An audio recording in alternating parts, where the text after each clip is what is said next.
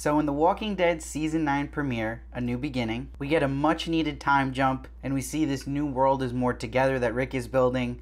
Alexandria is more together, there's more crops, they're actually using solar power, and Rick has a new haircut. And Judith's older and actually talking now. And it timed well to have this time jump and new look Rick in his last season with a new showrunner, Angela Kang, whom my faith is in this show to save it. We see in this opening scene that Judith's painting in front of Michonne, and she actually has a painting she did on the side of Carl, which reminded me how worried I am that they killed off Carl, because now we know Rick is leaving, and in the comics, Carl is such a vital character in this timeline. So I'm really upset about that choice, because who's to live on with the Grimes name now, especially if Rick is leaving? I mean, Judith is not there yet in age, so we'll see. It's funny too that Judith draws Rick in this scene with a grumpy face, meaning she's already seeing him that way, which is almost foreshadowing in a way the differences they might have as she gets older, where she'll grow up to be someone a little more positive. But when we cut to the sanctuary, unfortunately, the saviors are still dressing like 80s action movie villains, and Eugene has a cowboy hat. And the saviors here are still trying old things, like hanging up that zombie to scare away the birds, and Daryl was having none of it. So this shows that they're still hanging on to some Negan stuff here, and not every savior is clearly on board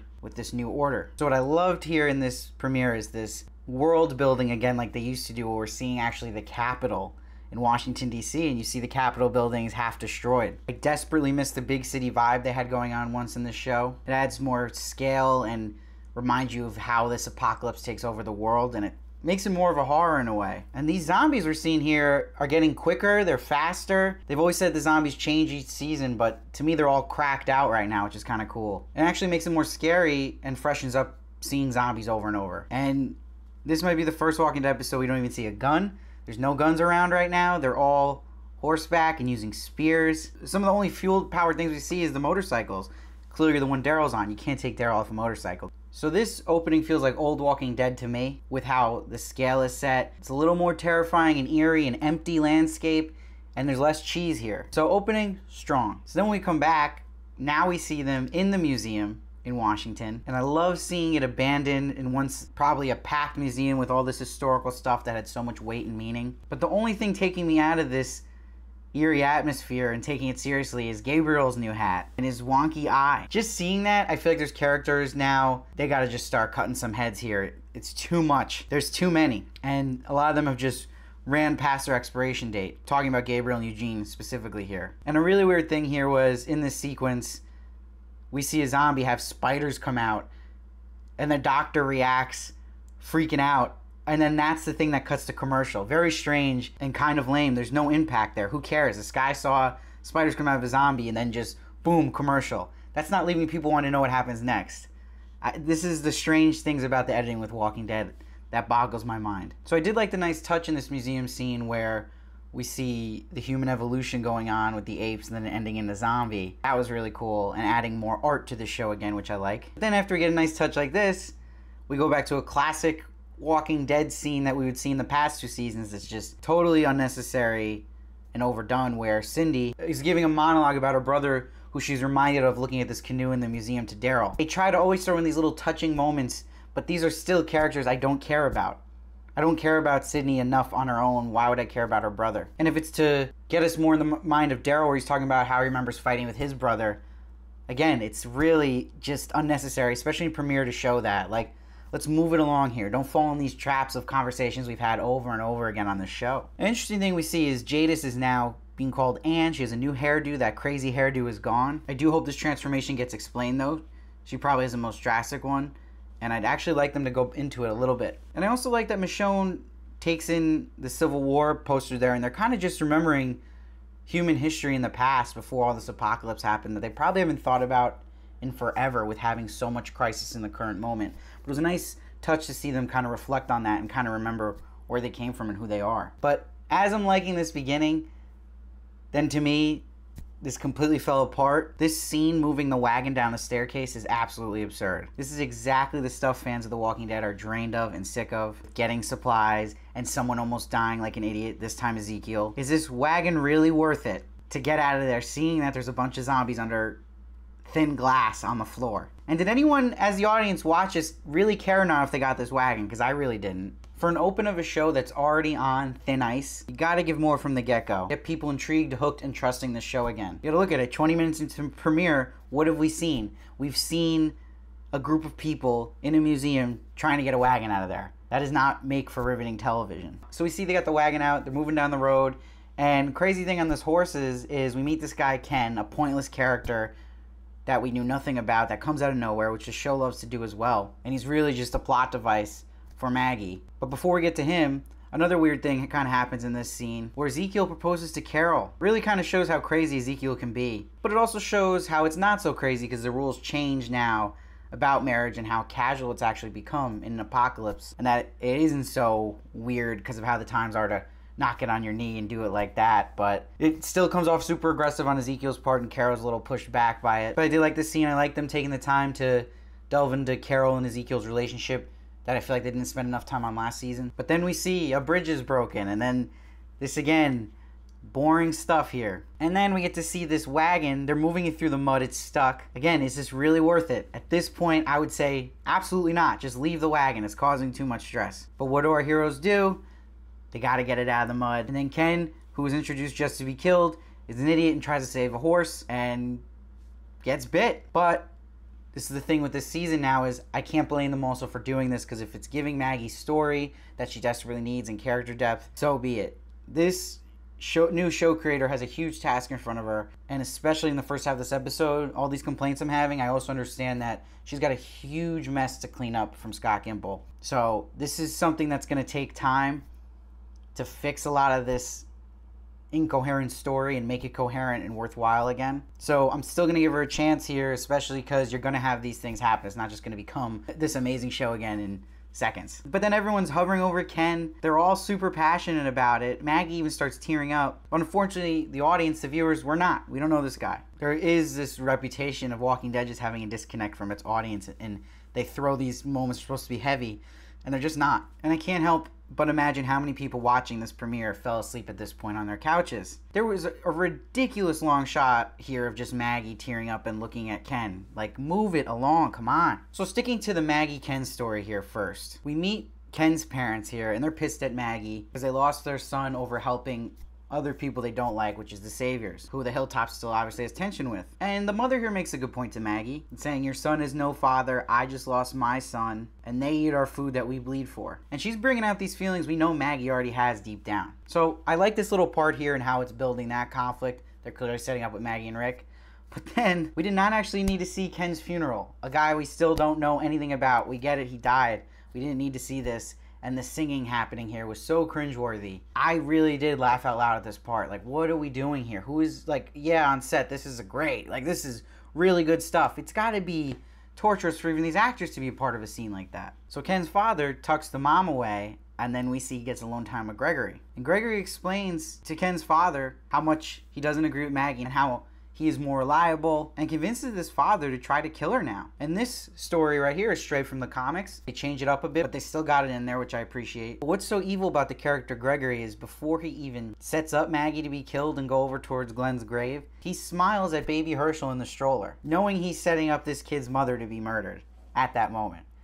Shows how evil Gregory really is. That was a good touch by the director there. But when Walking Dead has some good serious moments and actually some effective writing, they always come with something silly. And funniest part about this attack happening on Maggie is when the father goes for her in the hood, a need comes out of nowhere and just one shove and just knocked out. And then she ends up in a wheelchair from one shove like that. How the hell does that happen? And then when they pull the hood over this father and everyone sees him and it's like a Scooby-Doo reveal when you're like, oh, it's the janitor from the high school who did it. Come on, you could have done that less corny. But I love how Maggie runs right over to Gregory and they don't do the classic drag everything out now. She confronts him right away. They cut to it right away with blood over her face. And Gregory brings up to her how she can't go back to Alexandria because you know who is there. It's almost like Negan has that Voldemort effect from Harry Potter now. He who must not be named. And he also says she's Rick's lackey. So this is all stuff they're effectively using to light a fire into Maggie here. And then Gregory goes for the killing her. But she's able to flip the knife on him. And this really worked here for me. And props to Lauren Cohen. She's really stepping up her acting this season and taking on this big screen time with success. We'll get back to what happens at the Hilltop because now we're going to jump to Rick now at the Sanctuary with Daryl. And Michonne and Daryl See, we are still Negan written on the wall here. Not a good sign. There's obviously this still divide in the sanctuary and people who still believe in Negan. But we see Rick brings back farming tools for them and he's helping them. And we also learn now that Daryl's been the one leading the sanctuary. He's been the one in charge now. And we get this really strong scene with Daryl and Rick talking in that torchlight they have, and it sets a really good mood here. And Daryl had more lines in this scene than he had all of last season. And this is starting a great conflict between Daryl and Rick. Rick wants this world that Carl envisioned, a big unity, a utopia, government, law. Daryl has this great line where he brings back the days where they were in a small group. And he's like, we could do anything. That's what's right. That's what I know. So great writing here. The new showrunner, Angela Kang, also wrote this episode. So she's showing her stuff here, so this is really good. Daryl wants to go to the hilltop, and he's sick of being in the sanctuary. And Rick is like, we are not together because things have changed. And Daryl's like, thing is, you changed them, Rick. So this is really where the episode picked up here while you're watching this. And this is stronger writing than any scene last season. So this is giving me hope again. I think Carol and Daryl have a talk together. You can tell Daryl's a little heartbroken still over Carol. Everyone wants these two to be together. They've always had this tension. And we see that Daryl sort of approves of Ezekiel, but cautiously, and he still calls him corny and gets his digs in. But Carol informs Daryl she wants to take over the sanctuary. And she tells Daryl that Ezekiel asked to marry her, but she wants to take her time. So it's an interesting dynamic they're setting up here. I like in both these two scenes that they're addressing past things again. Like, again, them being in a small group and addressing that tension that Daryl and Carol have always had, and that he definitely clearly has had feelings for her, as has she the other way. So then also we get this scene now with Michonne in bed with Rick. And I like the line, she's like, the famous Rick Grimes, don't let it get to your head, while she's like flirting with him. I really like this scene a lot. This is another relationship that needed time to be put into it and added weight to it. Michonne has a great line where she's like, seeing Negan's name on the wall, did we do the right thing? And it puts to the forefront this big debate we left off last season at, where should we kill Negan or not? And Rick's like, they don't want Negan, they want food. But Michonne addresses Daryl's concerns to Rick, because he brings it up, and she's like, you got to take his concerns seriously. Daryl has that instinct, and he's always been a trustworthy source for Rick. And Michonne actually pitches a great idea of an agreement between communities, like government laws, like a constitution in a way, a charter, as she says. So it's agreed belief system and what happens if you don't abide by these rules. She's thinking smart here, Michonne, and Rick likes it, so I like this setup as well. And then we get a quick scene of Carol saying goodbye to Ezekiel, and I sadly worry his days are numbered here. I like this couple a lot, of Ezekiel and Carol, but the way they say goodbye, I just got that feeling. And I don't know how much they've written for Ezekiel left, especially because he lost his tiger, which I thought was a big part of his character. Even though I wouldn't be too pissed, because Daryl needs some loving. Poor guy's been alone this whole show. So now this ending I thought was really awesome. So let's go back to right after Maggie pulls the knife on Gregory, and then it cuts to a scene of Maggie and Rick on the porch. And Rick wants Maggie to visit Alexandria. She hasn't come there, and she's like an aunt to Judith. She's family, and she's still not about it because of Negan, obviously. But it's cool that we learn the Hilltop is doing better than anyone else. Maggie's killing it as a leader, but Rick knows this and still asking for more food for the Saviors. Maggie's like, no more food and supplies until we get something back for it.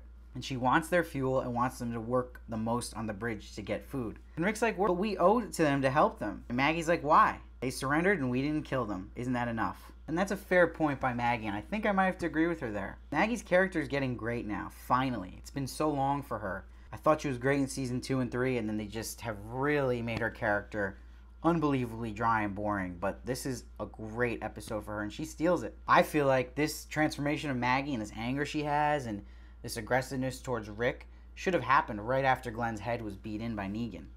That was another terrible decision by the writers 2 seasons ago. They missed a huge opportunity that now this new show creator is taking advantage of, which I like. And then we get some incredible writing for The Walking Dead, which is amazing I'm even saying that. And Maggie brings up to Rick how he said he would soon be following her, but he didn't because she wasn't somebody to follow, but now she is. But that changes now. Wow, that was a scene I clapped at for Maggie. Good for her.